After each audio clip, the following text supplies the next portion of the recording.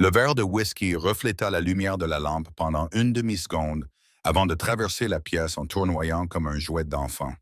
Personne ne bougea. Les doigts du pianiste se figèrent au-dessus des touches. Les joueurs de cartes retinrent leur souffle. Même la fumée semblait suspendue dans les airs, attendant de voir ce qui allait se passer. Le riche cow-boy fixa sa main vide, puis la femme debout à côté de lui, la poitrine haletante, les yeux sauvages, entre terreur et détermination. Elle venait de faire tomber le verre des mains de l'homme le plus riche des trois comtés, et elle n'avait absolument aucune idée de ce qui allait se passer ensuite. L'air du soir à Red Bluff Crossing avait le goût de la pluie qui n'était pas encore tombée. Le mois de septembre 1983 avait apporté ce type de temps particulier à la frontière du Montana. Assez frais pour qu'un homme apprécie son manteau, assez chaud pour qu'il se demande s'il doit le porter. Des lanternes se balançaient doucement devant les vitrines des magasins le long de Main Street, projetant des ombres qui dansaient sur la route boueuse comme des enfants nerveux. Hayden Cole entra en ville juste au moment où le soleil se couchait à l'horizon. Sa jument alezane avançait avec la grâce fatiguée d'un animal qui avait parcouru une longue distance. Ses sabots éclaboussaient les flaques laissées par la brève averse de l'après-midi. C'était un homme grand, pas corpulent, mais solide comme une grange bien construite. Le genre d'homme qui n'avait pas besoin de se présenter, car sa présence parlait d'elle-même. Il attacha son cheval devant le saloon Silver Dollar et lui caressa le cou avec sa main gantée. Doucement, murmura-t-il d'une voix grave et rauque, comme du gravier sous les pieds. Nous aurons bientôt tous les deux ce dont nous avons besoin. La jument renifla, secouant sa crinière comme si elle comprenait parfaitement ce que son propriétaire voulait dire par là. Hayden retira son chapeau, le dépoussiéra contre sa cuisse et le remit soigneusement en place. Ses bottes, en cuir coûteux, usées mais bien entretenues, résonnaient sur la passerelle en bois. 3 mois de négociations sur le bétail, de levées topographiques et de nuits passées sur un sol plus dur que les biscuits de sa gouvernante lui avaient donné envie d'une seule chose. Boire tranquillement un verre dans une pièce où personne ne connaissait son nom ni sa fortune. Les portes du saloon s'ouvrirent en grinçant, annonçant son arrivée qu'il le veuille ou non. Le dollar en argent était exactement ce à quoi il s'attendait. De la chure de bois sur le sol, des lampes à huile qui brûlaient faiblement, l'odeur du whisky et du tabac, et trop de corps dans un espace trop petit. Un pianiste était penché sur son clavier dans un coin, jouant un air que Hayden reconnaissait vaguement, mais dont il ne pouvait se souvenir du nom. Des joueurs de cartes étaient regroupés autour de 2 tables, leurs voix montant et descendant au gré de leur fortune. Une poignée de cow-boys étaient appuyés contre le bar, sirotant leur boisson et se plaignant du temps, de leur patron, de leur chance. Personne ne leva les yeux lorsqu'il entra. Dans les villes frontalières, comme Red Bluff Crossing, s'occuper de ses affaires n'était pas seulement une question de politesse.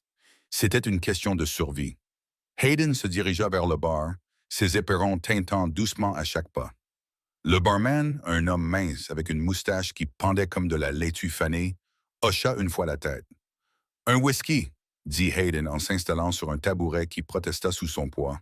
« Tout ce qui est correct et bon », répondit le barman en essuyant un verre avec un chiffon qui avait connu des jours meilleurs. « Ça fera 2 pièces, ça ira pour un verre correct. » Le barman versa le contenu d'une bouteille dont Hayden ne pouvait lire l'étiquette dans la pénombre.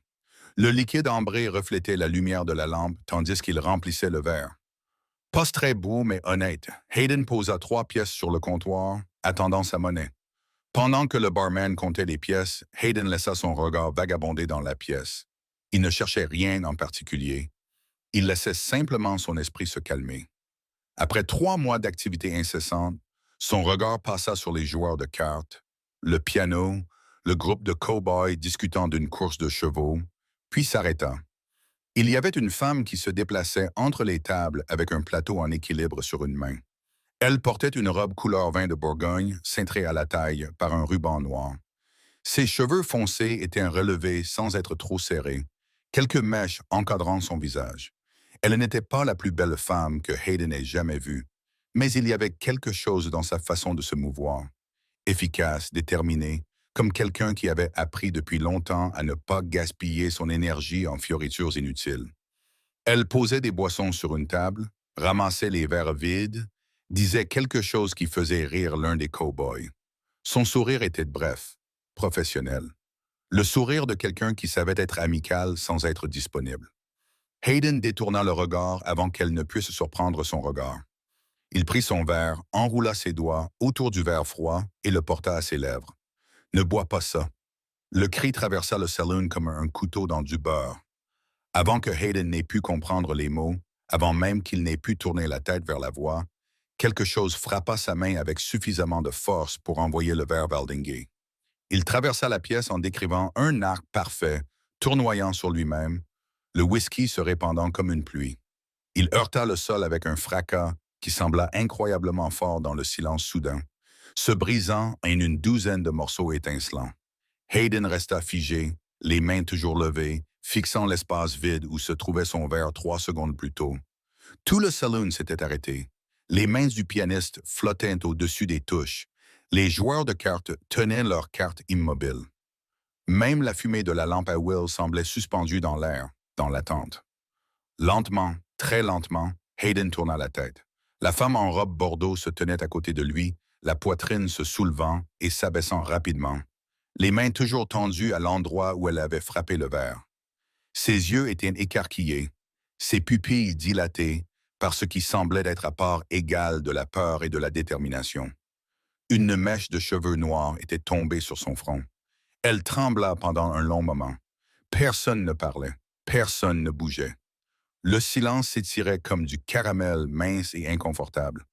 Puis Hayden, qui avait été trop surpris pour être en colère, trop confus pour être offensé, fit quelque chose que personne n'attendait. Il sourit. Ce n'était pas un grand sourire, juste un léger mouvement au coin de sa bouche, à peine visible sous l'ombre du bord de son chapeau.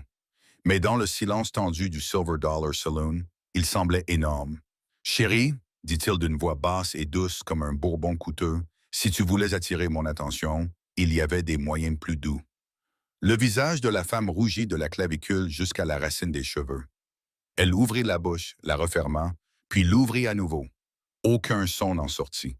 Elle ressemblait à quelqu'un qui avait sauté dans une rivière sans en vérifier la profondeur et qui essayait maintenant de trouver comment expliquer sa décision. Elle commença, puis s'arrêta, laissant tomber sa main le long de son corps. « Vous ne pouvez pas. Je veux dire, vous ne devriez pas. » Hayden pivota sur son tabouret pour lui faire face, posant un coude sur le comptoir. Il souriait toujours, mais quelque chose dans son regard s'était aiguisé. Derrière l'amusement, il y avait de l'intelligence. Le genre qui ne manquait presque rien. « Tu ne peux pas boire ?» demanda-t-il. « Ou tu ne devrais pas boire. Ce verre en particulier ?» parvint-elle à dire en montrant le verre brisé sur le sol, comme s'il allait avouer son crime si elle le fixait assez longtemps. « Celui-là? Ce n'est pas ça. Tu n'étais pas censé le faire. » Elle divaguait maintenant, les mots se bousculant les uns les autres, comme des chiots se disputant l'attention. Son accent était celui de la région du Montana, avec des voyelles légèrement plus longues qu'elle ne devrait l'être. Ses mains bougeaient pendant qu'elle parlait, gesticulant frénétiquement vers le verre, le banc, lui fasse l'air lui-même. Hayden l'observait avec la patience d'un homme qui observe un puzzle fascinant. Autour d'eux, le saloon reprit lentement son rythme normal. Le pianiste retourna à son clavier, mais la mélodie était plus calme maintenant. Les joueurs de cartes reprirent leur partie, même si plusieurs d'entre eux continuaient à jeter des coups d'œil. Le barman ramassa les morceaux de verre avec un détachement calculé, faisant semblant de n'avoir rien vu d'inhabituel. « Vous dites, dit lentement Hayden, que je ne devrais pas boire ce whisky en particulier. Y a-t-il une raison particulière ou avez-vous simplement une opinion bien arrêtée sur mes choix en matière d'alcool? » La femme serra les mâchoires. Pendant un instant, Hayden crut qu'elle allait se retourner et s'en aller, le laissant assis là avec ses questions et sans boisson. Mais au lieu de cela, elle redressa les épaules, leva le menton et le regarda droit dans les yeux. « Quelqu'un l'a trafiqué, » dit-elle d'une voix à peine plus forte qu'un murmure. « Je les ai entendus parler. Ils ont mis quelque chose dans la bouteille, quelque chose qui vous était destiné. » Le sourire disparut du visage de Hayden. « Asseyez-vous, dit-il. Ce n'était pas une demande. » Elle hésita, jetant un coup d'œil au barman, puis à Hayden. Finalement, lentement, elle s'assit sur le tabouret à côté de lui. De près, il pouvait voir la poussière sur son corsage, les ombres légères sous ses yeux, les callosités sur ses mains. C'était une femme qui travaillait pour gagner sa vie et qui travaillait dur. Commencez par le début, dit Hayden doucement, et ne laissez rien de côté. Elle s'appelait Zola Warren et travaillait au Silver Dollar Saloon depuis 8 mois. Elle lui raconta cela à voix basse, se penchant légèrement vers lui pour que ses paroles ne soient pas entendues. Le bruit du saloon lui servait de couverture. Le piano, les jeux de cartes, les éclats de rire occasionnels. Mais Zola gardait les yeux fixés sur la table, évitant le regard de Hayden pendant qu'elle parlait. Je ne suis pas une commère, commença-t-elle en entrelaçant ses doigts sur ses genoux. Je n'écoute pas les conversations qui ne me concernent pas. Mais ce soir, elle marqua une pause, prenant une inspiration qui semblait lui demander un effort. Je suis allé à l'arrière pour chercher d'autres verres. Il y a une réserve derrière le bar, accessible par un couloir étroit. Il y fait froid comme dans une tombe, même en été. Des tonneaux empilés, des cartons de provisions. Je comptais le nombre de verres propres qu'il nous restait quand j'ai entendu des voix. Hayden ne disait rien. Il s'était tourné pour protéger leur conversation des regards curieux, créant ainsi un petit espace d'intimité dans cette pièce bondée. Son expression était indéchiffrable, mais il écoutait. Il écoutait vraiment, comme les hommes le font rarement quand les femmes parlent. Deux hommes, a continué Zola. Je ne les voyais pas clairement, juste des ombres dans la lumière de la lampe qui passaient à travers les interstices du mur. L'un d'eux avait une voix grave, comme du gravier. L'autre semblait plus jeune, nerveux. Le plus jeune n'arrêtait pas de dire « Tu es sûr de toi ?»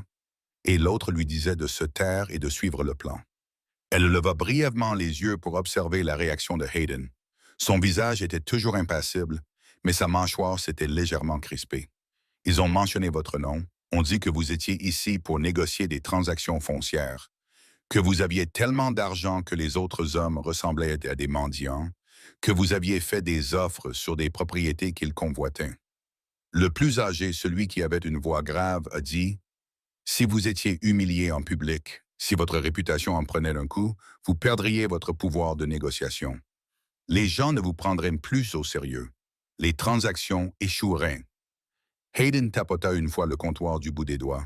C'était le seul signe d'agitation. « Il prévoyait de vous ruiner sans vous toucher, » dit Zola doucement. « Mettre quelque chose dans votre verre qui vous rendrait malade, vous ferait agir bizarrement, vous humilierait devant tout le saloon.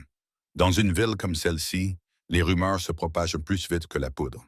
Au matin, tout le monde saurait que le riche cowboy du ranch Cole ne tenait pas l'alcool et ne savait pas se contrôler.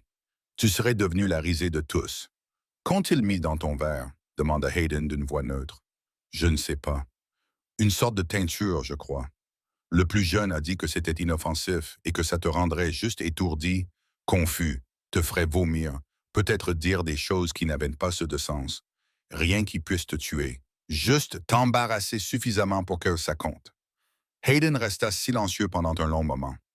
À la lumière de la lampe, son visage semblait sculpté dans la pierre, tout en angle dur et en ombre. Zola ne pouvait pas dire ce qu'il pensait. Elle ne pouvait pas lire l'émotion derrière ses yeux sombres. « Tu aurais pu l'ignorer, dit-il finalement. Tu aurais pu me laisser boire, regarder le spectacle, retourner au travail. Ça aurait été plus sûr pour toi. » Les mains de Zola s'immobilisèrent sur ses genoux. Elle leva les yeux et croisa son regard pour la première fois depuis qu'elle s'était assise. « J'aurais pu, admit-elle, mais je ne voulais pas. Pourquoi? » La question resta en suspens entre eux, lourde d'implications qu'aucun des deux ne comprenait encore pleinement. Zola sentit sa gorge se serrer. Elle ne savait pas comment expliquer l'instinct qui l'avait poussée à agir ainsi. La certitude soudaine et irrésistible qu'elle ne pouvait pas laisser cet homme avaler du poison. Elle ne pouvait pas rester là à le regarder se faire humilier. Elle ne le connaissait pas, elle ne l'avait jamais vu avant ce soir. Elle n'avait aucune raison de se soucier de ce qui lui arrivait, si ce n'est par simple décence humaine. Mais quand elle l'avait vu lever son verre, quelque chose en elle avait tout simplement refusé de rester silencieux. « Vous avez l'air fatigué, » dit-elle finalement. Les mots lui semblaient inadéquats, trop faibles pour exprimer ce qu'elle voulait dire. « Vous êtes venu ici en quête de paix, et ils allaient vous l'apprendre. » Cela semblait injuste. Hayden scruta son visage comme s'il lisait un livre dans une langue qu'il ne maîtrisait pas encore tout à fait. Puis, lentement, son expression s'adoucit. Pas beaucoup, juste un léger relâchement de la tension autour de ses yeux. Un changement à peine perceptible dans la position de sa bouche. Tu es soit très courageuse, soit très stupide, dit-il. La plupart du temps, je suis les deux, répondit Zola. Et pour la deuxième fois de la soirée, Hayden Cole sourit. Son visage se transforma complètement. Les traits durs s'adoucirent, les ombres s'estompèrent. Il paraissait soudain plus jeune, moins comme un homme portant le poids de 3 comtés sur ses épaules, et plus comme quelqu'un qui se souvenait comment rire. Je te suis redevable, dit-il. Vous ne me devez rien. C'est moi qui vous dois ma dignité, qui vaut bien plus que les 4 pièces que j'allais payer pour ce whisky. Il se leva et prit son chapeau. Et je ne vais pas vous laisser ici pour affronter les conséquences de votre ingérence dans leur plan. Zola cligna des yeux. Que voulez-vous dire? Je veux dire que vous venez avec moi ce soir, tout de suite. Je ne peux pas partir comme ça. Vous le pouvez et vous le ferez. La voix de Hayden était passée d'un ton conversationnel à un ton autoritaire sans devenir plus forte. Si ces hommes découvrent que tu m'as prévenu, tu deviendras un problème qu'ils devront régler. J'ai un ranch à 25 kilomètres au nord d'ici, avec plus de chambres que je ne sais quoi en faire et une femme de ménage qui sera ravie d'avoir une autre femme dans les parages. Tu resteras là-bas jusqu'à ce que tout cela soit terminé. Zola se leva si vite que son tabouret faillit basculer en arrière. J'ai un travail, j'ai un loyer à payer. Je ne peux pas tout abandonner. Combien coûte ton loyer? Elle le fixa du regard. Pardon? Ton loyer? Mensuel? Combien? 3 000 $, mais Hayden sortit une liasse de billets pliés de sa poche, les compta et les glissa dans sa main avant qu'elle n'ait le temps de protester. Elle baissa les yeux sur l'argent, au moins 6 mois de loyer, et sentit son souffle se couper. C'est trop, murmura-t-elle. C'est une assurance, corrigea Hayden. Prends tout ce dont tu as besoin. Nous partons dans 20 minutes. Tu ne peux pas simplement. Si je peux. Il posa son chapeau sur sa tête, un geste qui semblait définitif. Et avant de discuter, comprends bien ceci. Je ne prends pas de décision à la légère. J'ai construit tout ce que j'ai en lisant dans les gens, en sachant à qui faire confiance et quand agir. Mon instinct me dit que tu es en danger ici. Peut-être pas ce soir, peut-être pas demain, mais bientôt. Et je ne laisse pas de dettes impayées ni d'alliés sans protection. Le mot allié s'installa entre eux, étrange et significatif. Zola voulait discuter, voulait insister sur le fait qu'elle pouvait prendre soin d'elle-même, qu'elle avait survécu jusqu'à présent sans la protection de personne. Mais alors qu'elle se tenait là, serrant l'argent qu'il lui avait donné, sentant le poids de son attention comme une chose physique, elle réalisa quelque chose de troublant. Elle voulait partir avec lui. Non pas parce qu'elle avait peur, même si c'était un peu le cas. Non pas parce qu'elle avait besoin d'argent, même si c'était désespérément le cas, mais parce que quelque chose en sa présence lui semblait solide, fiable, comme trouver un abri dans une tempête dont on ignorait l'arrivée. 20 minutes, dit-elle doucement. Hayden acquiesça d'un signe de tête satisfait. J'attendrai. Le chevalier du Montana avait des dents. Zola serra son châle autour de ses épaules, tandis que la jument de Hayden avançait prudemment sur la route menant au nord depuis Red Bluff Crossing. Elle chevauchait derrière Hayden, perchée de côté sur la croupe du cheval, un bras enroulé autour de sa taille pour garder son équilibre. Son petit sac en toile contenant tout ce qu'elle possédait de valeur était attaché à la selle. Au-dessus d'eux, les étoiles parsemaient le ciel, comme si quelqu'un avait jeté des diamants sur du velours noir. La lune, basse et pleine, peignait le paysage de nuances argentées et d'ombre. Au loin, un coyote hurla, solitaire et interrogateur. « Tout va bien derrière? » demanda Hayden. Sa voix grondait dans sa poitrine, vibrant contre l'endroit où le bras de Zola appuyait sur son dos. « Ça va, mentit-elle. Elle n'allait pas bien. Son cœur battait trop vite, ses pensées tourbillonnaient comme des feuilles prises dans une tornade de poussière. Elle venait d'abandonner son travail, sa chambre louée, tout ce qui lui était familier, pour s'enfoncer dans l'obscurité avec un homme qu'elle connaissait depuis moins d'1 heure. Tous ses instincts pratiques lui criaient que c'était de la folie. Mais un autre instinct, plus calme, plus profond, lui murmurait qu'elle avait fait le bon choix. « Depuis combien de temps êtes-vous à Red Bluff Crossing? » demanda Hayden, cherchant clairement à apaiser la tension qu'il devait percevoir dans son attitude. « 8 mois. Je suis venu de Helena après la mort de mon père. Je pensais qu'une petite ville serait plus facile. Ça l'a été. Plus facile que quoi? Elle le sentit hausser légèrement les épaules. Je ne sais pas, à tout ce à quoi vous le comparez. Zola réfléchit à la question. Helena était bruyante, bondée et oppressante. Red Bluff Crossing était plus calme, plus lent, mais plus solitaire d'une manière qu'elle n'avait pas anticipée. Des difficultés d'un autre genre. C'était différent, dit-elle finalement. Ni plus facile, ni plus difficile, juste différent. Ils roulèrent en silence pendant un moment. Les sabots du maire faisaient de légers bruits sourds sur la route de terre battue. Des oiseaux nocturnes chantaient dans les arbres qui bordaient le chemin. L'air sentait le pain et la terre, avec cette odeur particulière qui précède le gel. « Je peux te poser une question ?» demanda Zola. « Vas-y, pourquoi m'as-tu cru? Au saloon, j'aurais pu mentir. Chiche, j'aurais pu faire partie du complot. Essayer de te tromper d'une manière ou d'une autre, mais tu m'as cru tout de suite. Pourquoi? » Hayden resta silencieux si longtemps que Zola crut qu'il ne répondrait pas. Puis il dit, « Tes mains, mes mains. Quand tu m'as raconté ce qui s'était passé, tes mains tremblaient. Pas beaucoup, mais suffisamment pour que je le remarque. Les gens qui mentent pour gagner leur vie, les escrocs, les tricheurs aux cartes, ils contrôlent leurs mains. Ils les gardent fermes.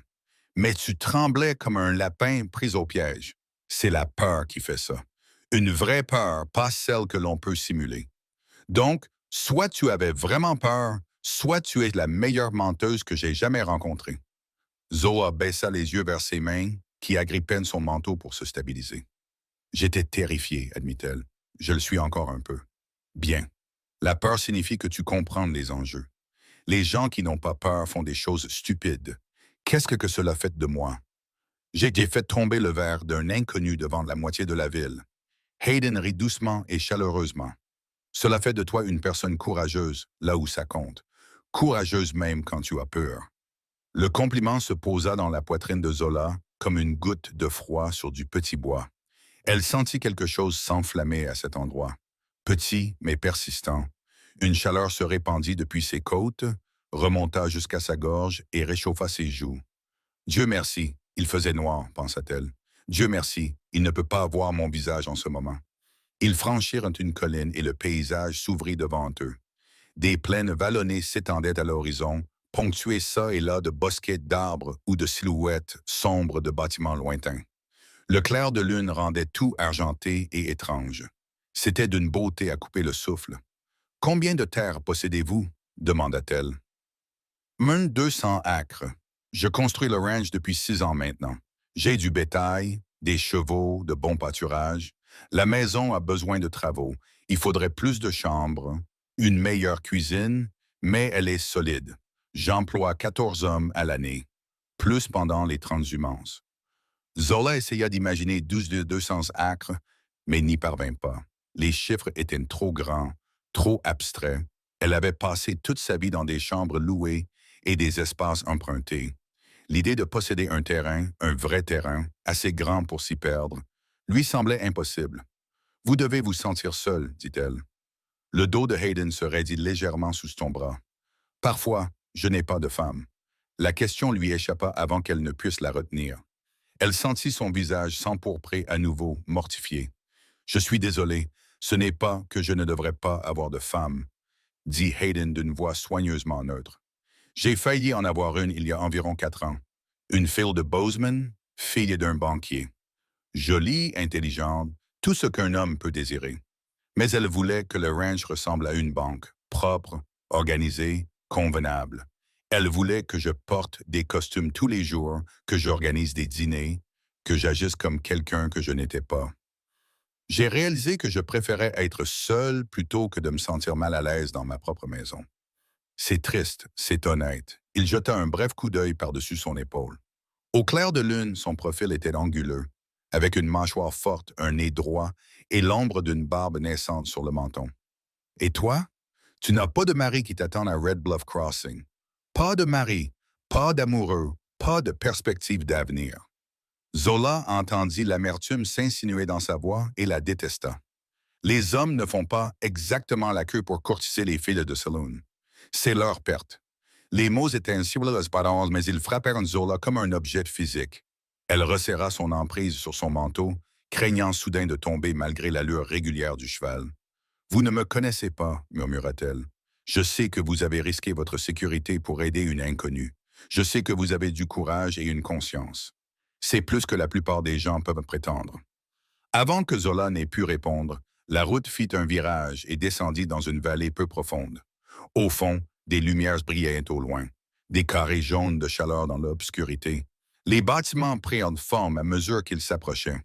Une grande grange, une écurie, plusieurs structures plus petites et une maison qui s'étendait à travers le paysage comme si quelqu'un avait ajouté des pièces chaque fois que l'envie lui prenait. Bienvenue au ranch du charbon, dit Hayden. Le matin arriva au ranch du charbon avec la subtilité d'un coq au caractère difficile. Zola se réveilla au son de bruits inconnus. Des bovins mugissaient au loin. Des voix d'hommes s'appelaient les unes les autres. Le bruit rythmique d'une hache frappant le bois. Elle resta immobile un instant, désorientée, fixant un plafond qu'elle ne reconnaissait pas. Le lit sous elle était plus moelleux que tout ce sur quoi elle avait dormi depuis des années. La couette qui la recouvrait sentait la lavande et le soleil. Ses souvenirs lui revinrent par bribes. Le saloon, la boisson empoisonnée, la chevauchée nocturne. Hayden portant son sac dans une chambre d'amis, tandis que sa gouvernante, une femme robuste nommée Madame Dirty, s'affairait et gloussait comme une poule inquiète. Zola s'assit, repoussant ses cheveux de son visage. La chambre était petite mais confortable. Des murs blanchis à la chaux, une commode simple, une fenêtre donnant sur une prairie vallonnée.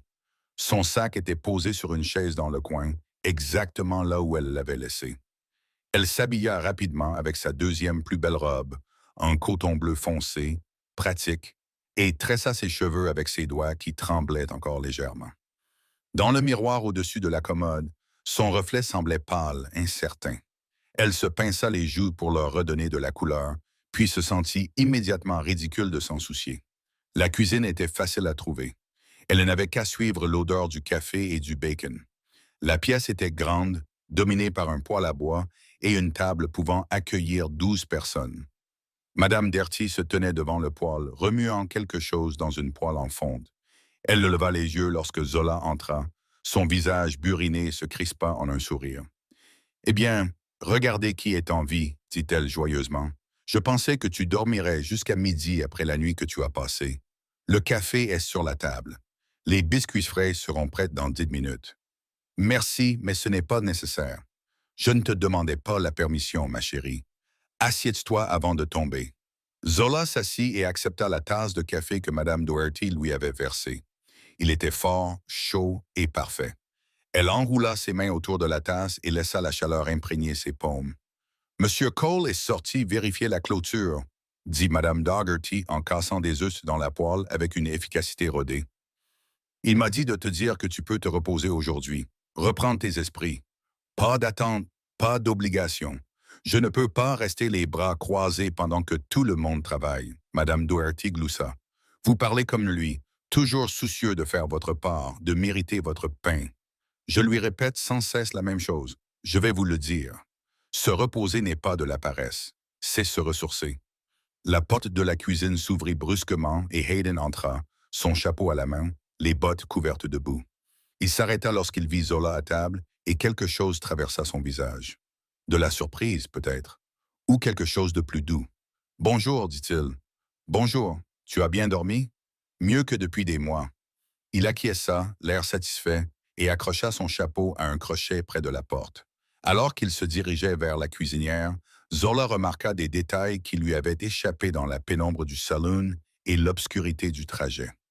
Le souffle de ses épaules, la façon dont sa chemise tendait sur son dos lorsqu'il bougeait, la force naturelle de ses mains lorsqu'il se servait du café. « Arrête de le fixer, » se dit-elle fermement. « Tu es une invitée ici, pas une idiote amoureuse. » Mais ses yeux ne semblaient pas l'écouter. Hayden s'assit en face d'elle à table, étirant ses jambes avec un soupir. « Il y a environ 12 mètres de clôture qui sont tombés dans le pâturage nord. Une tempête la semaine dernière a dû renverser un arbre. Nous l'aurons réparé d'ici ce soir. »« Je peux aider ?» demanda Zola. Hayden et Madame D se tournèrent vers elle pour la regarder. « Aider à réparer la clôture ?» demanda Hayden lentement. « Je peux travailler, je n'ai pas peur de la corvée. » « Je n'en doute pas, mais réparer une clôture est un travail pénible, salissant et difficile, » termina Zola. « Je sais, mais rester assise à me sentir inutile est pire. Hayden ouvrit la bouche, la referma, et regarda Madame Doherty comme s'il espérait son aide. La gouvernante se contenta de hausser les épaules en souriant devant sa poêle. Écoute, dit Hayden avec précaution. Demain, tu pourras aider à tout ce qu'il y a à faire, mais aujourd'hui, tu te reposes. Laisse ton corps se remettre. Donne à tes nerfs le temps de se calmer. Avant que Zola n'ait le temps de protester, Madame Doherty posa une assiette de biscuits sur la table. Ils étaient dorés, parfaitement formés, dégageant une chaleur et une odeur de beurre. Ils ont l'air délicieux, dit Zola. Les biscuits de Dom Dog pourraient apporter la paix dans le monde, dit Hayden. Sérieusement, j'en suis convaincu. Ils mangèrent dans un silence complice. Du bacon, des œufs, des biscuits au miel, du café qui aurait pu réveiller un mort. Zola essaya de ne pas remarquer que le genou de Hayden effleurait parfois le sien sous la table. Elle essaya de ne pas sentir la chaleur qui émanait de sa présence, comme celle d'un poêle. Après le petit déjeuner, Madame Doherty annonça qu'elle allait en ville pour faire des courses et qu'elle serait absente presque toute la journée. Elle lança à Zola un regard significatif qui semblait dire « Tiens-toi bien ». Puis elle sortit précipitamment, laissant Zola et Hayden seuls dans la cuisine soudainement trop calme. « Alors, dit Hayden en se calant dans sa chaise, qu'est-ce que tu veux faire aujourd'hui? »« Je veux me rendre utile, insista Zola. Je pourrais peut-être préparer le dîner, pour donner un peu de répit à Madame Doherty. » Hayden prit un air délibérément neutre. « Tu cuisines? » Eh bien, Zola hésita. « Je sais cuisiner, mais est-ce que je cuisine bien? C'est une autre question. Écoute, que dirais-tu de préparer le déjeuner juste pour nous deux? Ça te permettra de t'entraîner avant de te lancer dans la préparation des repas pour tout le ranch. » Cela semblait raisonnable. Cela semblait sans risque. Cela semblait être une suggestion parfaitement innocente. Zola aurait dû se méfier. 2 heures plus tard, la cuisine ressemblait à un champ de bataille après la fuite précipitée des perdants. De la farine recouvrait toutes les surfaces disponibles. Ce qui semblait être de la pâte à biscuits collait au plafond. Zola ne savait toujours pas comment cela avait pu arriver. La cafetière avait débordé, laissant des taches ombres sur la cuisinière et les biscuits eux-mêmes. Les biscuits étaient posés sur une assiette au centre de la table, noirs comme du charbon, durs comme de la pierre, dégageant une aura de défaite. Zola les fixait, luttant contre l'envie de pleurer. Hayden se tenait dans l'embrasure de la porte, attiré par l'odeur de brûlé. Il regarda la cuisine. Il regarda Zola. Il regarda les biscuits. « Eh bien, dit-il finalement, ils sont définitivement cuits. »« C'est un désastre, dit Zola, malheureuse. C'est une catastrophe sous forme de biscuits. » Hayden s'approcha de la table et en prit un, testant son poids comme un homme évaluant une pierre avant de la lancer. « Lourd. J'ai suivi la recette à la lettre. Je ne comprends pas ce qui a pu mal tourner. Je peux? » Hayden désigna la fiche de recette posée sur le comptoir, éclaboussée de farine. Zola lui fit signe de oui, trop abattu pour s'en soucier. Hayden prit la fiche, l'étudia un instant, puis se mit à rire. Ce qui avait commencé par un petit rire s'est transformé en un éclat de rire, puis en quelque chose qui ressemblait à un hurlement.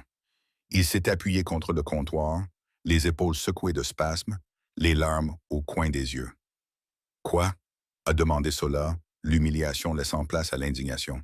« Qu'est-ce que tu veux dire, chérie? » a demandé Hayden entre deux halètements. « Ce n'est pas une fiche de recette. » « Si ça l'est, elle était dans la boîte à recettes. C'est un titre foncier. Tu viens d'essayer de cuire un document juridique. » L'esprit de Zola se vida complètement. Elle le fixa la carte, puis le fixa à nouveau. « J'ai cuit quoi? Un titre foncier. Pour le pâturage est d'une valeur d'environ 400 acres. Je me demandais où je l'avais mis. » Il brandit la carte, toujours en riant. « Tu as failli transformer mes droits de propriété en biscuits. » L'absurdité de la situation frappa Zola d'un seul coup. Elle se mit à rire aussi, d'un rire impuissant, légèrement hystérique, qui la fit se plier en deux. Elle s'effondra sur une chaise haletante, les larmes coulant sur son visage. « J'ai failli te servir ton propre ranch, » haleta-t-elle. Ça aurait été le déjeuner le plus cher de l'histoire du Montana. Ils rirent jusqu'à en avoir mal au ventre, jusqu'à ce que la tension des dernières 4 heures se dissolve comme du sucre dans de l'eau chaude. Quand ils se remirent enfin, Hayden tenait toujours le titre de propriété, secouant la tête avec étonnement.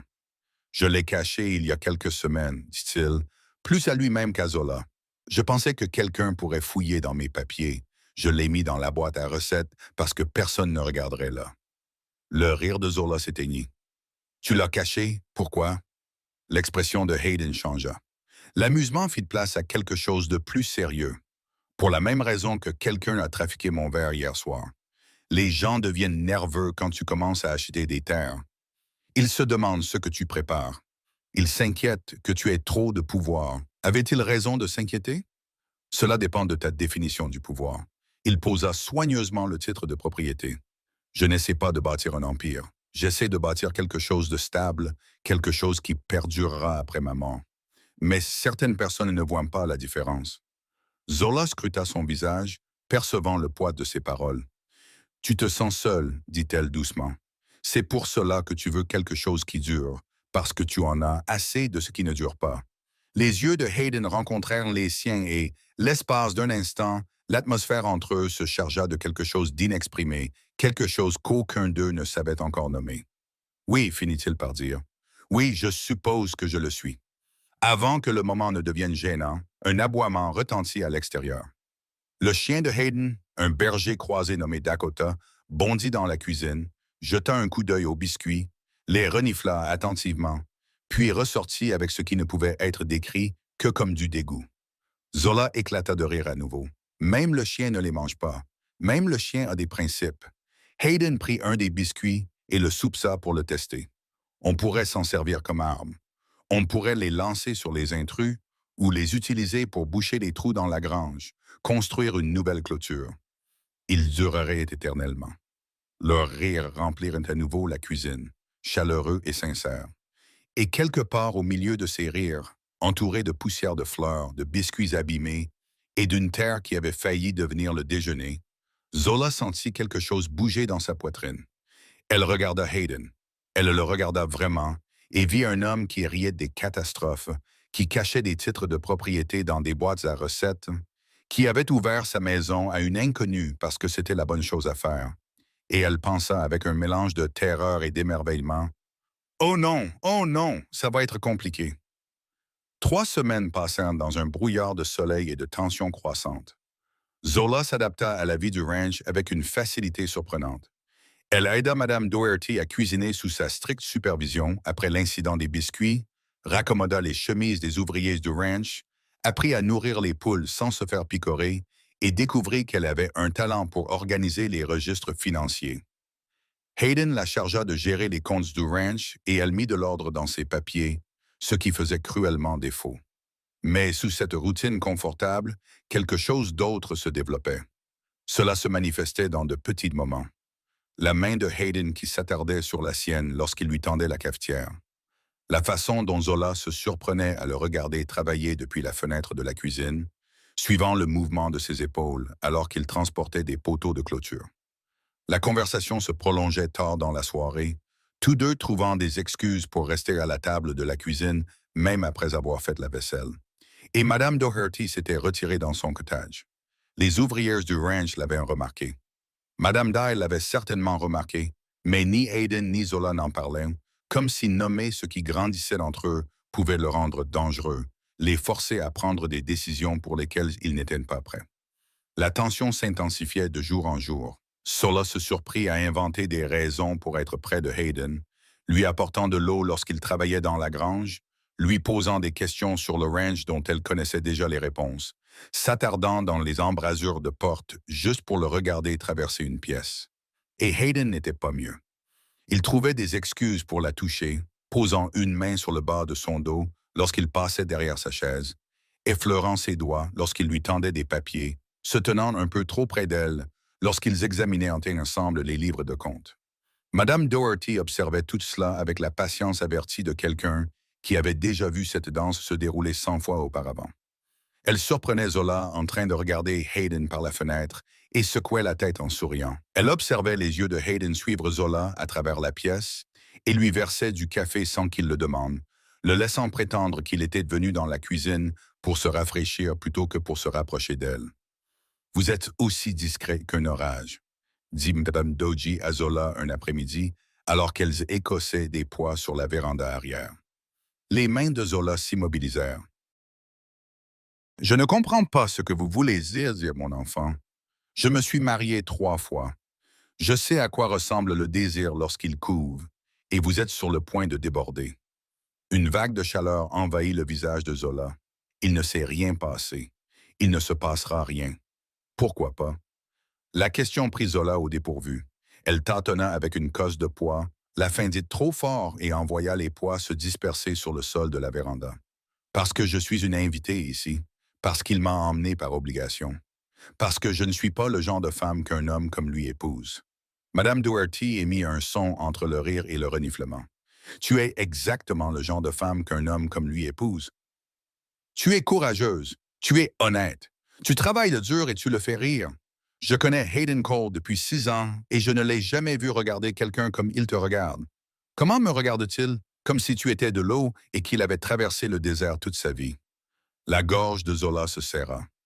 Elle voulait croire que Madame Doherty voulait faire confiance à ce qu'elle sentait naître entre elle et Hayden. Mais la peur la retenait. La peur de mal interpréter la situation. La peur de ruiner ce qu'ils avaient déjà. La peur de vouloir quelque chose qu'elle ne méritait pas. « Et si je me trompais ?» murmura-t-elle. « Et si je voyais quelque chose qui n'existe pas ?» Madame Dye tendit la main et lui tapota la main. « Alors tu es aveugle comme une chauve-souris en plein midi. Mais tu n'as pas tort, mon enfant. Fais-toi confiance. Fais confiance à ce que tu vois dans ses yeux. » Cette conversation hanta Zola pendant le reste de la journée. Elle accomplit ses tâches machinalement, l'esprit tourmenté par les possibilités et les doutes. Le soir venu, elle était dans un tel état de nervosité que ses mains tremblaient lorsqu'elle versait le café. Hayden le remarqua, bien sûr, il remarquait toujours tout. « Ça va ?» lui demanda-t-il après le dîner, alors qu'ils étaient seuls dans la cuisine. Madame Doherty s'était déjà retirée et les ouvriers agricoles jouaient aux cartes dans le dortoir. « Ça va », répondit Zola trop rapidement. « Tu es un très mauvais menteur. Je suis une excellente menteuse. Tu me connais trop bien. » Les mots restèrent en suspendus entre eux, plus lourds qu'elle ne l'avait prévu. Hayden posa la vaisselle qu'il était en train de sécher et se tourna vers elle. À la lumière de la lampe, ses traits étaient tous des ombres nettes et des reflets chauds. Il semblait plus âgé que ses 38 ans, marqué par le dur labeur et des pertes encore plus dures. Mais il y avait quelque chose de jeune dans ses yeux lorsqu'il la regardait. « Zola, » dit-il avec précaution, « si quelque chose te tracasse, tu peux m'en parler. » « Rien ne me tracasse. Alors pourquoi tu ne me regardes pas? » Elle se força à croiser son regard. L'intensité qu'elle y trouva lui coupa le souffle. Il la regardait avec une expression qu'elle ne pouvait pas vraiment nommer. Quelque chose de brut, de vulnérable et de dangereusement honnête. « Je te regarde, parvint-elle à dire. Tu vois quelque chose? Qu'est-ce que je suis censé voir? » Hayden fit un pas vers elle, puis un autre. La cuisine lui sembla soudain très petite, l'air suffisamment épais pour l'étouffer. Il s'arrêta à quelques centimètres d'elle, assez près pour que Zola puisse sentir l'odeur du cuir, du savon et quelque chose qui n'appartenait qu'à lui. « Tu es censé voir un homme qui ne peut s'empêcher de penser à toi, » dit-il doucement. « Un homme qui se réveille impatient d'entendre ta voix au petit déjeuner. Un homme qui s'efforce d'être respectueux et correct, mais qui est en train de perdre rapidement toute volonté. » Le cœur de Zola battait à tout rompre dans sa poitrine. « Hayden, je sais qu'il est trop tôt. Je sais que tu es ici parce que tu avais besoin de sécurité, pas parce que tu voulais t'engager. Je sais que je devrais te laisser de l'espace, te laisser du temps, mais j'ai besoin que tu saches. » Il fit une pause, la mâchoire crispée comme si les mots lui résistaient. « J'ai besoin que tu saches que je ne joue pas avec toi. Ce que je ressens n'est ni temporaire ni opportun. C'est réel. »« Que ressens-tu? » murmura Zola, à peine capable de respirer. « Tout, trop. Pas assez. » Sa main se leva, planant près de son visage, sans tout à fait le toucher. « J'ai l'impression d'avoir dormi pendant des années, et tu m'as réveillé, et maintenant je ne veux plus me rendormir. » La vision de Zola se brouilla. Elle cligna des yeux avec force, essayant de la clarifier, essayant de penser clairement. Mais la clarté était impossible avec Hayden si près d'elle, la regardant comme si elle était quelque chose de précieux.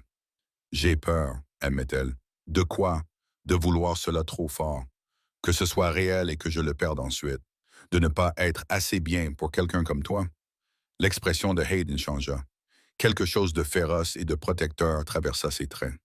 Quelqu'un comme Momoitsuki, là, je ne suis qu'un homme qui a eu de la chance avec du bétail et des terres. C'est toi qui es extraordinaire. Tu m'as sauvé la vie, puis tu es resté pour la rendre digne d'être vécue. J'ai brûlé tes biscuits. Tu m'as fait rire. J'ai abîmé tes documents juridiques. Tu les as mis en sécurité quand quelqu'un d'autre a voulu les voler. Je fais un café horrible. Tu me rends heureux. Les mots sortirent de manière brusque, presque avec colère, tant ils étaient intenses. Pour la première fois de ma vie d'adulte, je me suis réveillée heureuse. Et c'est grâce à toi. La détermination de Zola s'effondra. Elle tendit la main, réduisant la distance entre sa main et son visage, pressant sa paume contre sa joue. Sa peau était chaude, légèrement rugueuse à cause du travail. Son pouce effleura le coin de son œil, essuyant une larme dont elle n'avait pas remarqué la chute. « Je ne sais pas comment faire, murmura-t-elle. Moi non plus. On trouvera ensemble. Et si on est nul? Alors on sera nul ensemble. J'aime danser. » La référence à leur manque total de coordination la fit rire malgré ses larmes. Hayden sourit, et soudain, la tension dans la pièce changea, non pas en disparaissant, mais en se transformant en quelque chose de plus chaud, de plus doux. « Je peux t'embrasser? » demanda-t-il. Zola acquiesça, ne faisant pas confiance à sa voix. Hayden se pencha lentement, lui laissant le temps de changer d'avis, le temps de s'éloigner. Mais Zola avait passé 3 semaines à lutter contre ce qu'elle voulait, et elle en avait assez de lutter. Lorsque ses lèvres rencontrèrent les siennes, douces et interrogatives, elle se mit sur la pointe des pieds et l'embrassa en retour avec tout le désir refoulé qu'elle avait réprimé. Le baiser s'intensifia et je devins avide.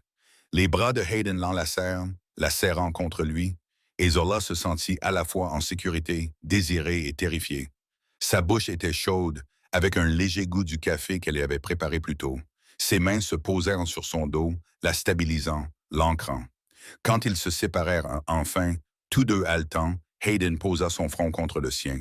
« Eh bien, dit-il d'une voix rauque, ça valait la peine d'attendre 3 semaines. »« Seulement 3 semaines? Ça m'a semblé plus long. Les 3 semaines les plus longues de ma vie, » dit Zola en riant nerveusement. « Qu'est-ce qu'on fait maintenant? »« Maintenant. » Hayden s'écarta juste assez pour la regarder correctement. « Maintenant, je vais faire quelque chose que j'aurais dû faire le jour où tu as emménagé ici. Qu'est-ce que c'est? Je vais commencer à te courtiser comme il se doit, afin que tout le monde sache, et surtout toi, que mes sentiments ne sont ni temporaires ni incertains. La cour semble démodée. Nous vivons dans un ranch d'élevage dans le Montana. Tout est démodé ici. » Il repoussa une mèche de cheveux derrière son oreille, dans un geste d'une tendresse incroyable. « De plus, tu mérites d'être courtisé. Tu mérites des fleurs, des compliments, et quelqu'un qui te montre clairement qu'il est sérieux à ton égard. Je n'ai pas besoin de fleurs, mais tu les accepteras quand même parce que j'ai besoin de te les offrir. » Zola sentit quelque chose de chaud se déployer dans sa poitrine, quelque chose qui ressemblait dangereusement à de l'espoir. « Tu es très déterminé. J'ai construit un ranch à partir de rien. La détermination, c'est ce que je fais de mieux. » Il embrassa son front, légèrement et tendrement. « Va te coucher, Zola. Repose-toi. Demain, je t'emmène en ville pour faire des courses et je t'achèterai la plus belle robe de Red Bluff Crossing. Je n'ai pas besoin d'une nouvelle robe, je sais, mais je veux quand même t'en acheter une. Pourquoi? Parce que dans 2 semaines, j'organise un bal dans la grange et je veux que tout le monde dans les 3 Candés voit à quel point tu es belle.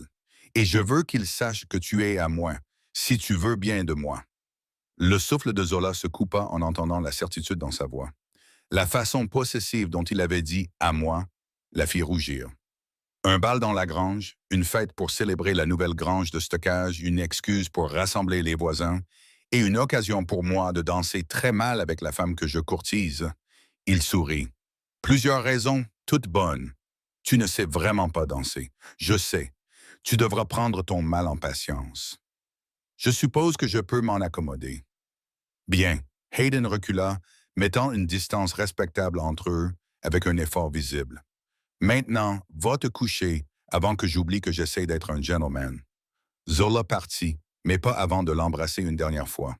Un baiser rapide, doux et plein de promesses. Les 2 semaines qui suivirent furent comme un rêve.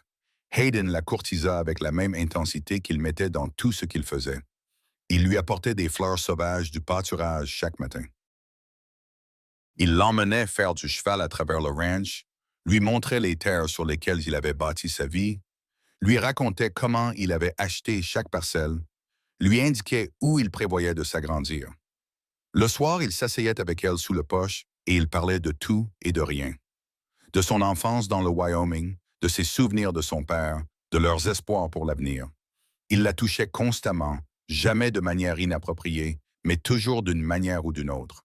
Une main dans le creux de son dos, ses doigts effleurant les siens lorsqu'il lui passait quelque chose, ses bras autour de sa taille lorsqu'il l'aidait à descendre de cheval. Chaque contact était une promesse, un rappel, une question posée encore et encore. Est-ce que ça te convient? Est-ce que c'est ce que tu veux? Et à chaque fois, la réponse de Zola était oui. La nouvelle robe que Hayden lui avait achetée était magnifique, en soie vert foncé qui faisait ressortir la couleur de ses yeux, ajustée à la taille et ample au niveau de la jupe. C'était la plus belle chose qu'elle ait jamais possédée. Lorsqu'elle l'essaya dans le magasin général, la femme du propriétaire soupira d'admiration. « Tu ressembles à une dame, dit-elle. » Zola observa son reflet, se reconnaissant à peine. « J'ai l'air de faire semblant d'être une dame. Il n'y a rien de faux là-dedans, ma chère. Cet homme là-bas. » Elle fit un geste en direction de Hayden qui attendait dehors, laissant Zola seule. « Il te voit comme une dame. Il est peut-être temps que tu te vois de la même manière. » Ces mots restèrent gravés dans l'esprit de Zola longtemps après qu'ils eurent quitté le magasin. Elle avait passé une grande partie de sa vie à se sentir inférieure, insuffisante. Mais quand Hayden la regardait, elle voyait quelque chose de différent dans ses yeux. Elle y voyait de la valeur. La nuit du bal dans la grange arriva fraîche et claire, les étoiles parsemant le ciel comme des diamants sur du velours noir. La nouvelle grange avait été transformée, des lanternes suspendues à chaque poutre, de la sueur répandue sur le sol pour danser, des tables chargées de nourriture apportée par les voisins. Le violoniste engagé par Hayden accordait son instrument dans un coin, et peu à peu, la grange se remplit de monde. Les éleveurs et leurs épouses arrivèrent à cheval et en charrette. Les cow-boys vinrent seuls ou avec leurs compagnes. Les familles avaient amené leurs enfants, qui se dispersèrent immédiatement pour explorer les lieux et jouer. La communauté de Red Bluff Crossing et les ranchs environnants s'étaient rassemblés pour faire la fête, socialiser et échapper à l'isolement de la vie frontalière le temps d'une soirée de musique et de rencontres. Zola se tenait près de la table des rafraîchissements, ses mains tremblant sous l'effet de l'énergie nerveuse. Elle portait la robe verte, ses cheveux relevés selon un style que Madame Dye lui avait montré. Elle se sentait exposée, visible d'une manière qu'elle n'avait plus connue depuis l'époque où elle travaillait au saloon. Mais c'était différent. Il ne s'agissait pas de se produire devant des inconnus. Elle se tenait aux côtés de Hayden en tant que quelque chose de plus qu'une invitée, de plus qu'une employée. Elle se tenait à ses côtés en tant que femme qu'il courtisait. Hayden apparut à ses côtés, la faisant sursauter. Il s'était lavé, portait une chemise repassée, un gilet qui épousait parfaitement ses larges épaules, un pantalon sans la moindre trace de poussière. Ses cheveux étaient soigneusement peignés, son visage fraîchement rasé. Il était si beau que Zola en avait la bouche sèche. « Tu me fixes, dit-il en souriant. Tu mérites qu'on te fixe, toi aussi. » Son regard la parcourut lentement, chaque regard exprimant clairement son appréciation. Cette robe valait chaque centime dépensé. Elle coûtait trop cher, impossible. Tu pourrais porter un sac à fleurs et rester la plus belle femme du Montana. Il lui offrit son bras. « Danse avec moi. » Ça se sentit le cœur battre la chamade. « Maintenant, devant tout le monde, surtout devant tout le monde, je veux qu'il sache que tu es prise. »« Hayden, danse avec moi, » répéta-t-il plus doucement cette fois. Ce n'était pas un ordre, mais une demande, avec tout ce qui restait à dire entre eux. Zola posa sa main sur son bras, le laissant la conduire sur la piste de danse improvisée. D'autres couples se balançaient déjà au rythme de la musique, lente et douce, qui parlait d'amour perdu et de seconde chance. Hayden posa une main sur la taille de Zola, prit son autre main dans la sienne et lui marcha immédiatement sur le pied. « Désolé, marmonna-t-il. « Ce n'est pas grave, répondit Zola en réprimant un sourire. Il marcha sur son autre pied. « Tu ne t'es pas amélioré, fit-elle remarquer. Je t'avais prévenu que j'étais nul. Tu ne m'avais pas prévenu que tu étais catastrophique. Je suis constant. Ça compte aussi. Il se déplaçait maladroitement, complètement désynchronisé par rapport à la musique et à tout le monde autour d'eux. Hayden était raide, tout en concentration et en tension. Zola essayait sans cesse de prédire ses mouvements et se trompait à chaque fois. Après la troisième collision, son genou heurtant le sien et la faisant trébucher, elle ne put plus contenir son rire. Il jaillit de sa bouche, clair et incontrôlable. Elle pressa son visage contre sa poitrine, les épaules secouées de sanglots, essayant en vain de se contrôler. Autour d'eux, d'autres couples les regardaient en souriant.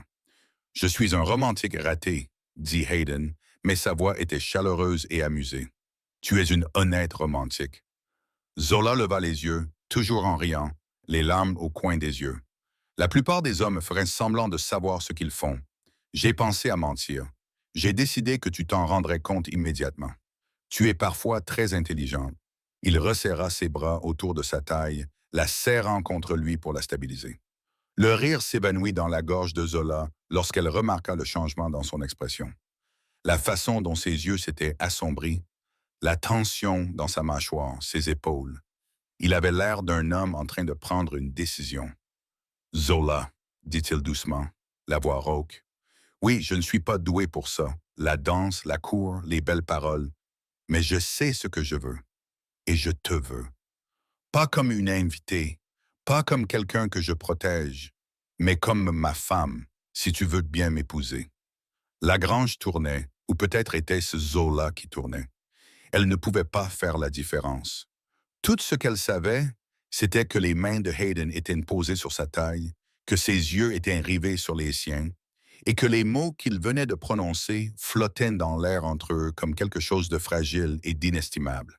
« Tu me demandes en mariage, murmura-t-elle maladroitement. Mais oui, au milieu d'une danse. Cela semblait approprié. Nous nous sommes rencontrés dans le chaos. Autant nous fiancer dans le chaos. Hayden, je sais que c'est rapide. Je sais que nous ne nous connaissons que depuis un mois. Mais j'ai appris plus sur toi en 4 semaines que sur n'importe qui en 4 ans. Tu es courageux. Tu es gentil. Tu es têtu comme un âne. Tu fais un café horrible et des biscuits d'encore pire. Et tu me fais rire plus fort que je ne l'aurais cru possible. Tu m'as sauvé la vie, puis tu es resté pour la rendre digne d'être vécue. Et je ne veux pas perdre de temps à prétendre que je ne sais pas exactement ce que je veux. » La vue de Zola se brouilla sous l'effet des larmes. « Et si je ne suis pas prête, alors dis-le-moi. Dis-moi d'attendre et j'attendrai. Dis-moi de ralentir et je ralentirai. Mais ne me dis pas non parce que tu penses que tu n'es pas assez bien. Parce que ce serait un mensonge. » Autour d'eux, la musique continuait de jouer. Mais Zola l'entendait à peine. Elle était consciente que les gens les regardaient, consciente que ce moment était public et permanent. Tout ce qu'elle dirait ensuite définirait tout ce qui suivrait. Elle repensa à la nuit dans ce saloon, au moment où elle avait décidé d'agir malgré sa peur. Elle repensa à tous les petits choix qu'elle avait faits depuis lors. Faire confiance à Hayden, rester dans son ranch, se laisser ressentir ce qu'elle ressentait. Elle avait été courageuse auparavant. Elle pouvait l'être encore aujourd'hui. « Demande-le-moi correctement, dit-elle. » L'expression de Hayden changea. La surprise fit place à la compréhension, puis à quelque chose qui ressemblait à de la joie. Il lâcha sa taille, recula et s'agenouilla au milieu de la piste de danse. La musique s'arrêta. Les conversations cessèrent. Tous les regards dans la grange se tournèrent vers eux. Hayden ne semblait pas s'en apercevoir. Il leva les yeux vers Zola comme si elle était la seule personne dans la pièce, la seule personne au monde. Il lui prit la main et la serra doucement. « Zola Warren, » dit-il d'une voix calme et claire. « Je ne suis pas un homme qui croit au destin. Je crois au travail acharné, aux décisions intelligentes et à la construction de quelque chose qui dure. Mais te rencontrer, c'était comme si ces 3 choses se réalisaient en même temps, comme quelque chose vers quoi je tendais sans le savoir, comme la décision la plus intelligente que je n'ai jamais prise, comme la base sur laquelle tout le reste se construira. Veux-tu m'épouser? » Des larmes sans raison coulèrent. Elle essaya de parler, n'y parvint pas, réessaya. Oui, ce seul mot était à peine audible, mais c'était suffisant. Hayden s'est levé d'un bond, l'a prise dans ses bras et l'a embrassée devant Dieu et tous les invités. Ce n'était pas un baiser poli. Il n'était ni réservé ni approprié. Il était profond, possessif et plein de promesses. Zola l'a embrassé avec la même ferveur, oubliant le public, oubliant tout sauf la sensation de sa bouche sur la sienne et la certitude qui résonnait dans tout son être. C'était ça. C'était juste.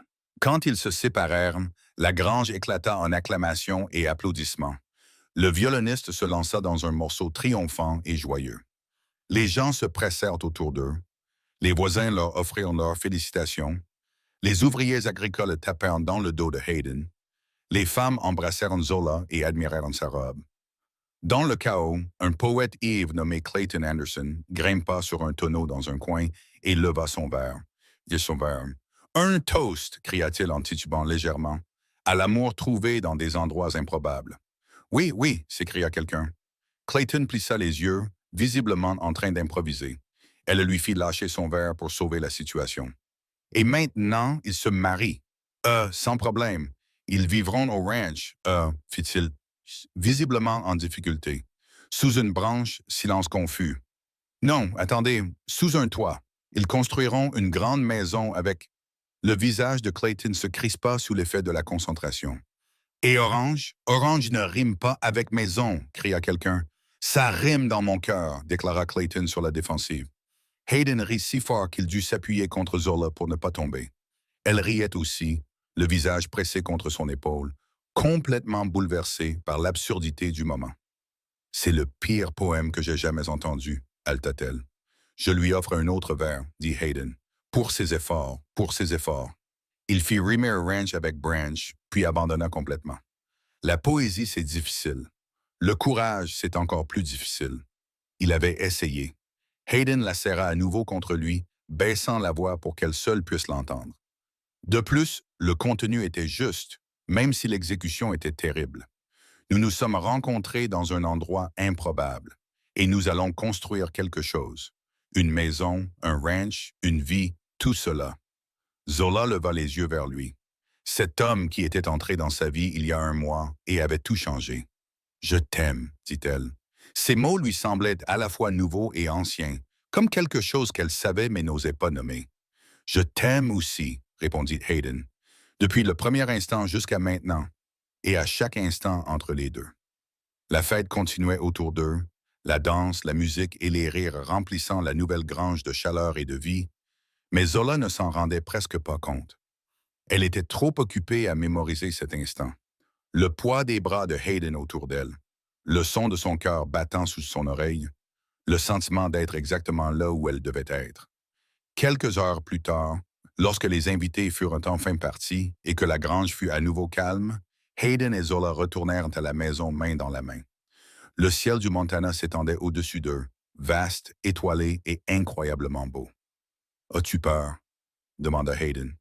Terrifié, admit Zola, mais dans le bon sens du terme. Comme se tenir au bord d'un précipice et savoir que l'on est sur le point de sauter. Je te rattraperai. Je le sais. C'est ce qui rend cela possible. Ils arrivèrent sous le porche, mais aucun des deux ne fit de mine d'entrée. La nuit était trop parfaite, trop prometteuse pour s'achever déjà. Quand devrions-nous nous marier? Demanda Hayden. Bientôt. La semaine prochaine, peut-être.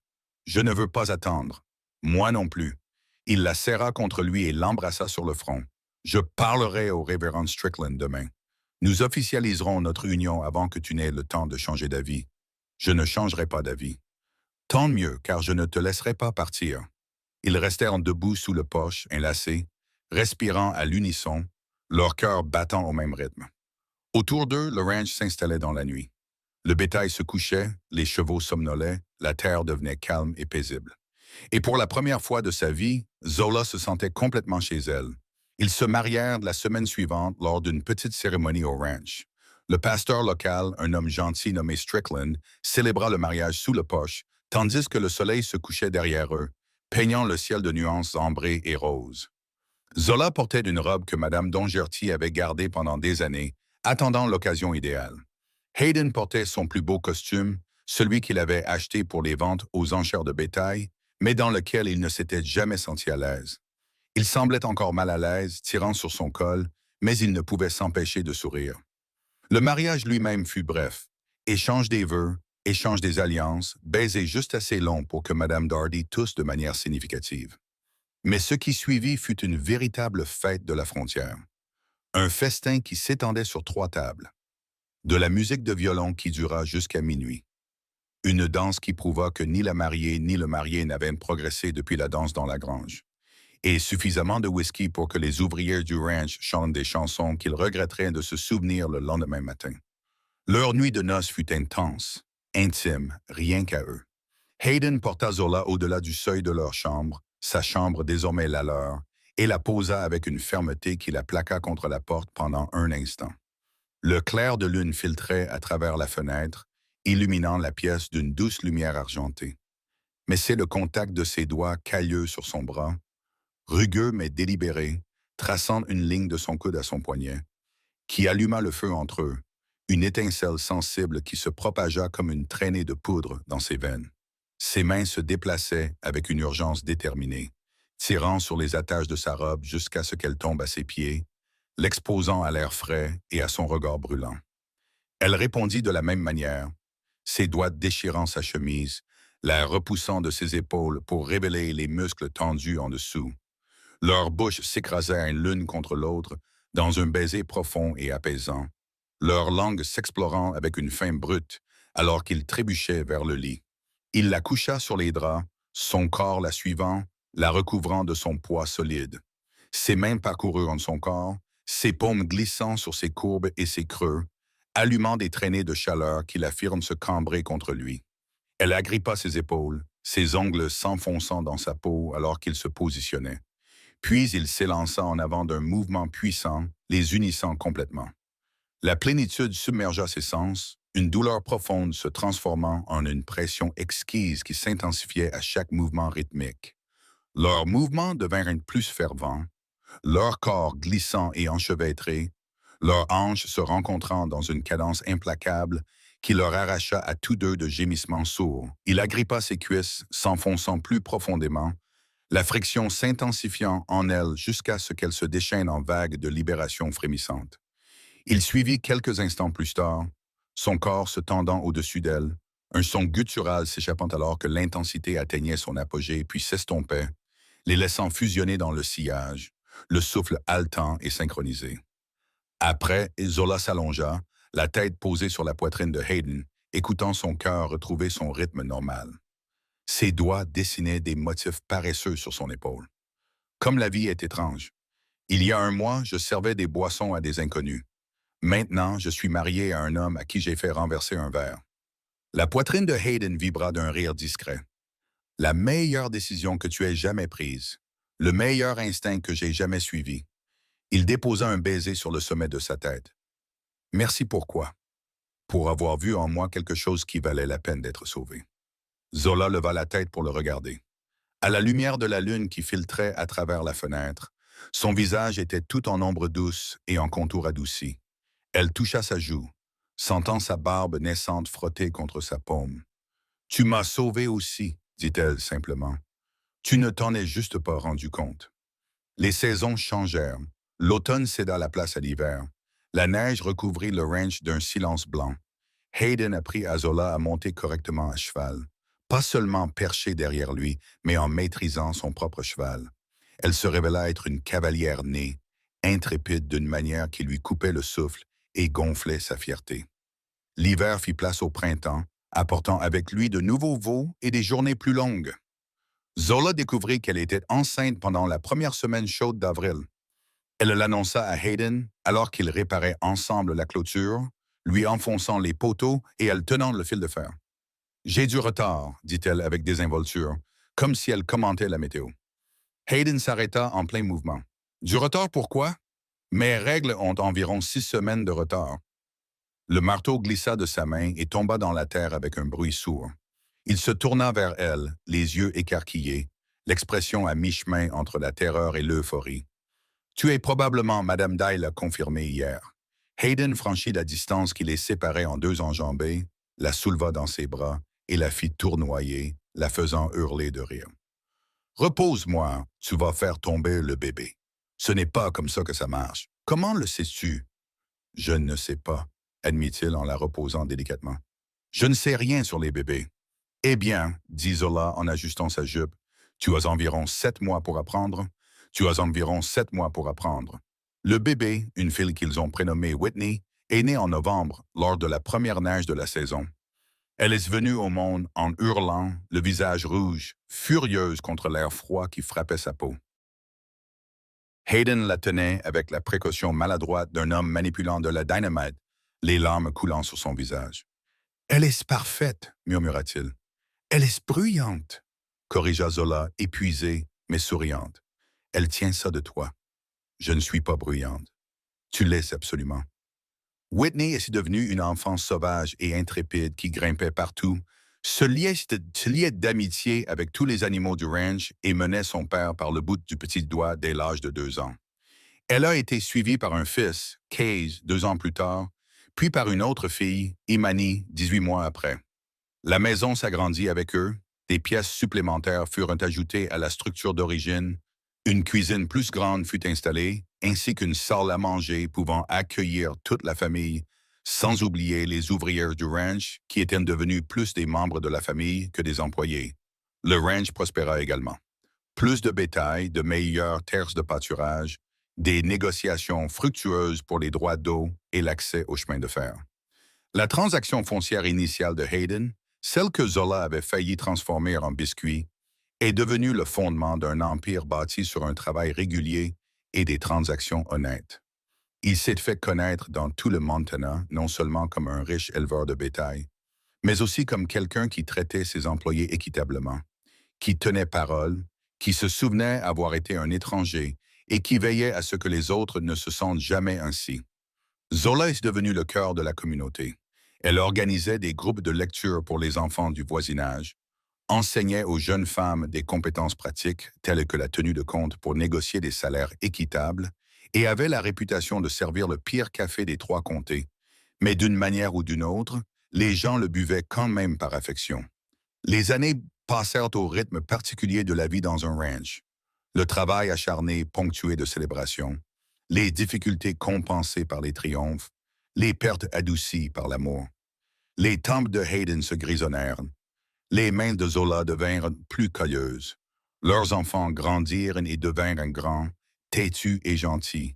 Et à travers tout cela, à travers les saisons et les tempêtes, à travers la prospérité et les difficultés, à travers le cycle sans fin de la vie à la frontière, ils restèrent ce qu'ils avaient été depuis le début. 2 personnes qui s'étaient trouvées par hasard et qui s'étaient choisies. 23 ans après avoir fait tomber le verre des mains d'un inconnu, Zola Warren était assise sous le porche du Coal Ranch et regardait le coucher de soleil peindre le ciel du Montana de nuances de feu et d'or. La maison derrière elle était pleine de bruit. Les petits-enfants se poursuivaient dans les couloirs. Whitney se disputait avec son mari à propos de politique. Casson montrait à son plus jeune fils comment sculpter le bois. Imani jouait du piano si mal que les fenêtres en tremblaient. Un chaos normal. Le chaos familial. Le genre de chaos que Zola n'aurait jamais imaginé connaître. La porte du porche s'ouvrit et Hayden s'installa dans le fauteuil à côté d'elle, avec la précaution d'un homme dont les articulations souffraient de 61 ans de travail au ranch. Ses cheveux étaient désormais argentés, son visage marqué par des décennies d'exposition au soleil et au vent, mais ses yeux étaient toujours vifs, toujours chaleureux lorsqu'il la regardait. « Le café est horrible, déclara-t-il en brandissant une tasse. « Je sais, il a le goût du cuir d'une botte mâchée par un cheval. J'ai suivi la recette. » « Exactement. La recette est une suggestion, pas une obligation. Tu le répètes depuis 23 ans. Je ne vais pas changer maintenant. » Hayden rit, d'un rire toujours aussi sonore malgré son âge. Il tendit la main et prit celle de Zola, entrelaçant ses doigts avec les siens. Ils restèrent assis dans un silence confortable, regardant le soleil descendre vers l'horizon, écoutant le bétail s'installer pour la nuit, ressentant la paix particulière qui découle d'une vie bien vécue. « Tu repenses parfois à cette nuit-là » demanda Hayden.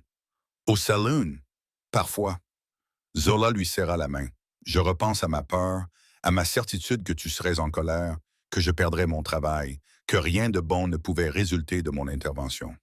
La meilleure intervention de l'histoire du Montana. Je repense à combien j'ai été proche de rester silencieuse. Si j'avais été une seconde plus lente, un peu moins courageuse. Tu ne l'as pas été, mais j'aurais pu l'être. » Hayden se tourna pour la regarder pleinement. Dans la lumière dorée du coucher de soleil, son visage était exactement comme elle s'en souvenait depuis cette première nuit. Fort, gentil, patient, plus âgé maintenant, mais essentiellement inchangé. Tu veux savoir à quoi je pense? Demanda-t-il. À quoi? Je pense à une femme qui a vu un étranger en danger et qui n'a pas pu s'en aller. Je pense à quelqu'un qui a brûlé des biscuits et préparé un café horrible, mais qui m'a fait rire comme je n'avais pas ri depuis des années. Je pense à tomber amoureuse de quelqu'un qui m'a sauvé la vie 2 fois sans rien demander en retour. Il porta sa main à ses lèvres et embrassa ses jointures. Je pense à comment un moment de courage a tout changé. Zola sentit les larmes lui monter aux yeux. Les larmes faciles de quelqu'un qui a vécu assez longtemps pour comprendre à quel point le vrai bonheur est rare. Je ne le regrette pas, murmura-t-elle. Pas une seule seconde. Tant mieux, parce que moi non plus, je ne le regrette pas. Derrière eux, la porte s'ouvrit brusquement. Whitney apparut, tenant un bébé dans ses bras. La petite fille de Zola, âgée de 3 mois seulement. Le nourrisson s'agitait, émettant le son particulier que font les bébés lorsqu'ils ne pleurent pas encore, mais sont sur le point de le faire. Elle ne se calme pas, dit Whitney, exaspérée. J'ai tout essayé. Peut-être qu'elle se calmera avec vous. Zola prit le bébé et le posa contre son épaule. Elle se tenait debout, se balançant doucement, fredonnant une mélodie que sa propre mère fredonnait il y a des décennies. Les pleurnicheries du bébé s'atténuèrent, puis cessèrent. Ses petits doigts se refermèrent sur la clavicule de Zola.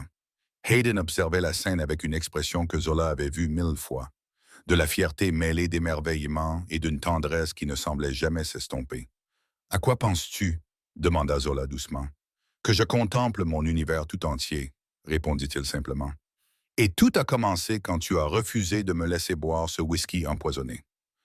Tout a commencé parce que j'étais trop têtu pour m'occuper de mes affaires. » « C'est la même chose, » répondit le bébé en bâillant, sa petite bouche formant un « O parfait. Dans la maison, quelqu'un se mit à rire, probablement Case, racontant une histoire élaborée qui se terminerait par lui en héros. Le piano s'était arrêté, remplacé par des conversations et le bruit des vaisselles que l'on lavait. Des sons normaux, des sons de famille, des sons de maison.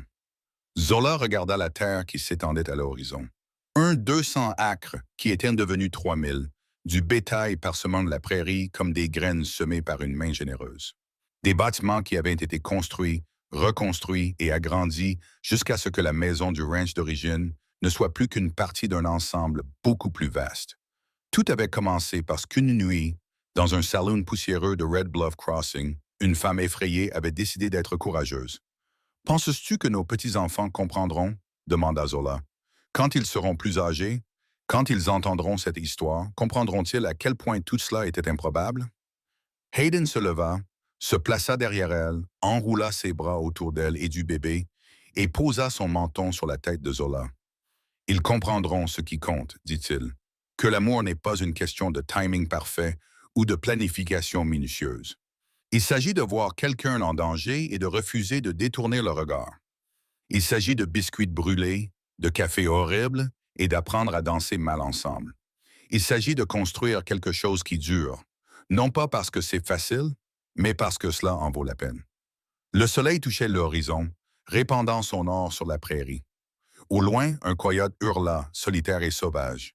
Le bébé soupira contre l'épaule de Zola, satisfait. Et Zola pensa, « Oui, cela en valait la peine.